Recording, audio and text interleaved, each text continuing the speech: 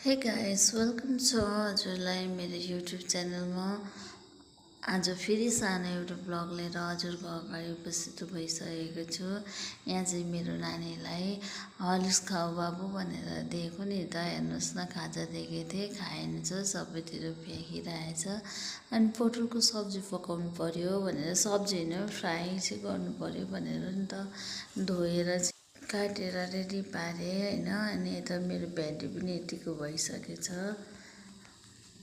अब रेडी हुन आँट्यो भेन्डी पनि।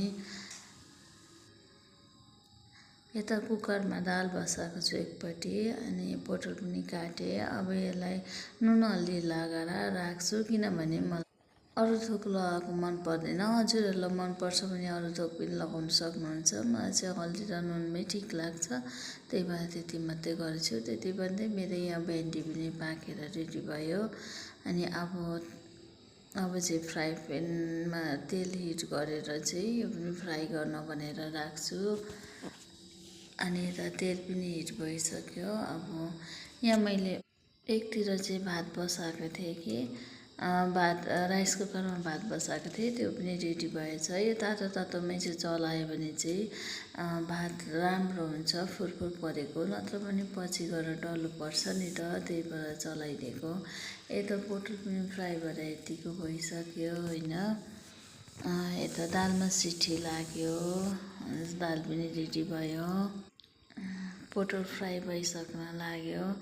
अनि यहाँ चाहिँ मैले आलु चप बनाउन लागि आलु बोइल गरेको थिएँ, त्यही सामग्री म चाहिँ तयार गर्दैछु। अनि हजुरहरूलाई चाहिँ मेरो भोइस, मेरो भिडियोहरू मनपर्छ भनेदेखिको हजुरहरूले मलाई लाइक कमेन्ट गर्नुहोला। अझै मलाई पनि बनाउनु इच्छा जाग्छ नि त, हजुरहरूले त्यसरी लाइक कमेन्ट गर्नुभयो भनेदेखि। अनि सेयर गरिदिनुहोस्, मलाई सपोर्ट गरिदिनुहोस्, माया गरिदिनुहोस्। अहिले म नयाँ भिडियो क्रिएट गर्दैछु, उति मलाई एडिटहरू पनि गर्न आउँदैन, जस्तो जान्दैछु हजुरहरूको समक्ष त्यस्तै ल्याउँदैछु। मन पराइदिनुहुन्छ भन्ने आशा गरेको छु होइन। सब्सक्राइब पनि गरिदिनु होला।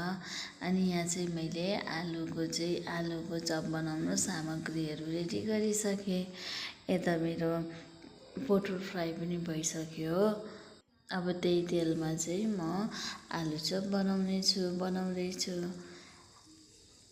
यता दाल झान्न लागि, दाल झानेदिन नि त, त्यसको लागि रेडी गरेको। यो चाहिँ टमाटरको अचार बनाउनु पर्यो भनेर नि त।